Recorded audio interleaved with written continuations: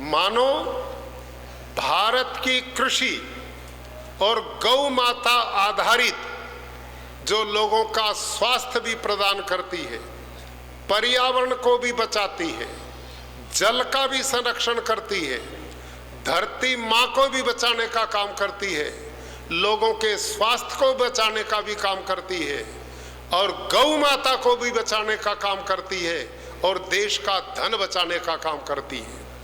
मेरे आर्य भाइयों और बहनों, ये एक ऐसा ज्वलंत विषय आज है, घर घर में आज कैंसर की दस्तक दे रहा है, घर घर में डायबिटीज के रोगी हो रहे हैं, छोटे छोटे बच्चे कैंसर से पीड़ित हैं, जहां देखो अस्पताल भरे पड़े हैं, डॉक्टरों की फौज है, इलाज नहीं मिल रहा।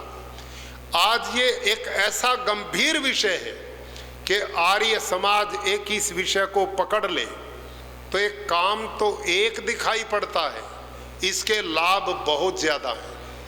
ग्लोबल वार्मिंग बहुत बड़ी समस्या दुनिया की बन चुकी है।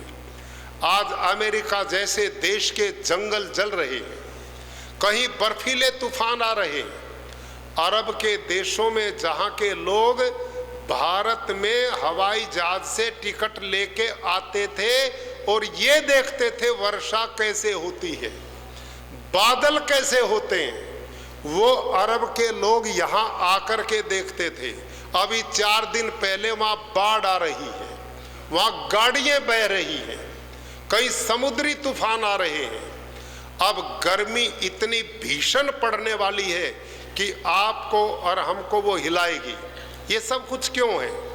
ये ग्लोबल वार्मिंग, जलवायु परिवर्तन, और इस जलवायु परिवर्तन में जहां हमारी अन्य कल कारखाने, गाड़ियां, जहाज प्रदूषण फैलाते हैं, ये जो रासायनिक खेती है ना, ये भयंकर प्रदूषण फैलाती है। आपको इस बात की जानकारी होनी चाहिए कि इस पर्यावरण को बिगाड़ने में कार्बन डाइऑक्साइड गैस बहुत बड़ा योगदान करती जलवायु को खराब करने का। लेकिन मेरे किसान भाइयों और आर्य भाइयों, ध्यान से सुनना, जब यूरिया डीएपी को आप खेत में यूं छिड़कते हो तो इस यूरिया डीएपी में नाइट्रोजन होता है और वो नाइट्रोजन जब ऑक्सीजन के संपर्क में आता है तो एक तीसरी गैस पैदा होती है जिसका नाम है नाइट्रस ऑक्साइड। आप ध्यान करना, वो nitrous oxide carbon dioxide gas से 312 गुनी खतरनाक है इस पर्यावरण के लिए।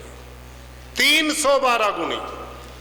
क्या हो रहा? करोड़ों लाखों टन यूरिया आज धरती पर जहर डाला जा रहा, पेस्टिसाइड डाल रहे हैं, आपके हमारे बच्चे बीमारी से तड़प रहे हैं, हमारा बहुत धन बीमारी के इलाज में जा रहा है।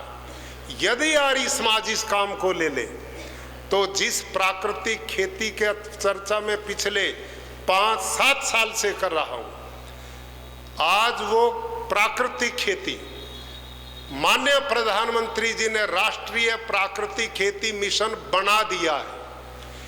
उसके लिए 1481 करोड़ रुपए उन्होंने मंजूर किया है। पूरे देश में 1 करोड़ किसानों को प्राकृतिक खेती से जोड़ा जाएगा। और ये प्राकृतिक खेती क्या है? ये शुद्ध देसी गाय से होती है। जब तक देसी गाय नहीं होगी ये खेती हो ही नहीं सकती। माननीय प्रधानमंत्री जी के सामने हमने ये भी बात रखी, ये गाय सड़कों पर घूम रही हैं, एक्सीडेंट कर रही हैं। आज ये बैल है, इन बेचारों की कोई जरूरत नहीं, ट्रैक्टरों ने उनको खत्म कर दिया। लोग के खेत में घुसते वो मारते हैं, सड़क पे आते हैं लोग मारते हैं। इसका हल क्या हो? तो हमने एक प्रस्ताव दिया कि एक सेक्स सॉर्टेड सीमन बनता है जिससे गाय बछड़ियां ही देगी, बछड़े नहीं होंगे। प्रधानमंत्री जी ने तुरंत उस मिशन को पकड़ा और आपको जान के खुशी होगी, भारत में भारत की टेक्नोलॉजी से निर्मित 1000 मशीनें इस देश में लगाई जा रही हैं। 2 मशीन का तो मैंने अभी साबरमती आश्रम गौशाला, जिसमें 400 सांड हैं, भारतीय देसी नस्ल के 400 सांड, वहां मैंने उद्घाटन किया। अब क्या होने वाला है, ये जो बछड़े हैं ना बेचारे धक्के खाते फिरते, अब ये नहीं होंगे पैदा। और बहुत ऊंची क्वालिटी के जो सांड हैं उनसे सेक्स सॉर्टेड सीमन ऐसा बनेगा कि गाय उससे गर्भित होगी तो बछड़ियां ही देगी, और वो बछड़ियां जिस माँ की बेटी उस माँ से ज्यादा उन्नत नस्ल की बन करके आएगी। और ये काम देश में शुरू हो चुका है। और ये सीमन मैं गुरुकुल कुरुक्षेत्र में विदेश से मंगाता रहा हूँ।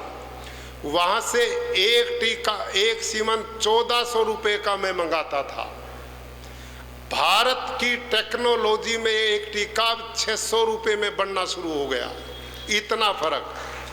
और गुजरात में मैंने सरकार से आग्रह किया कि किसान इतना पैसा नहीं दे सकता, आप इसे सस्ता करें, सब्सिडी दें।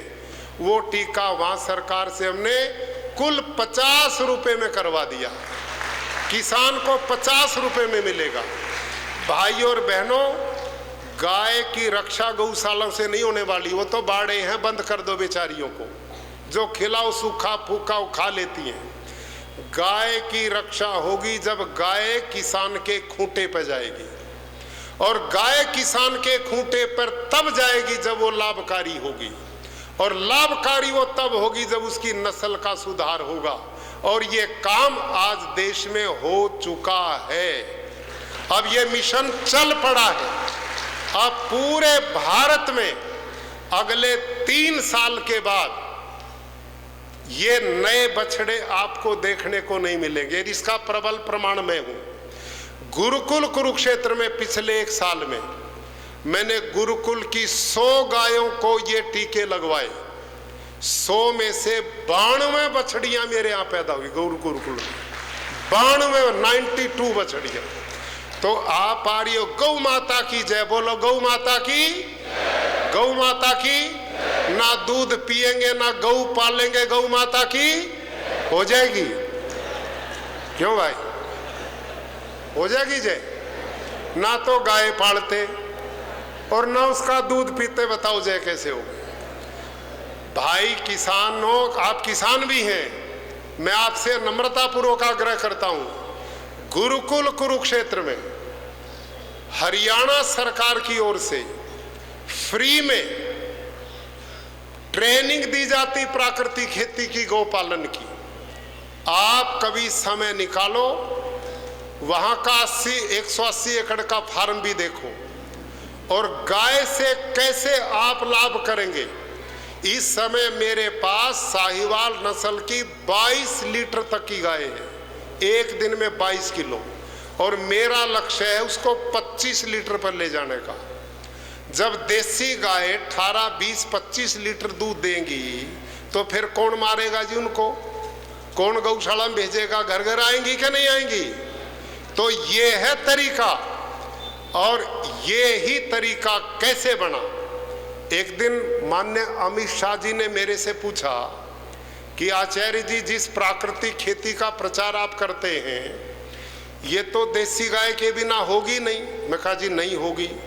और बोला ये तो बची नहीं,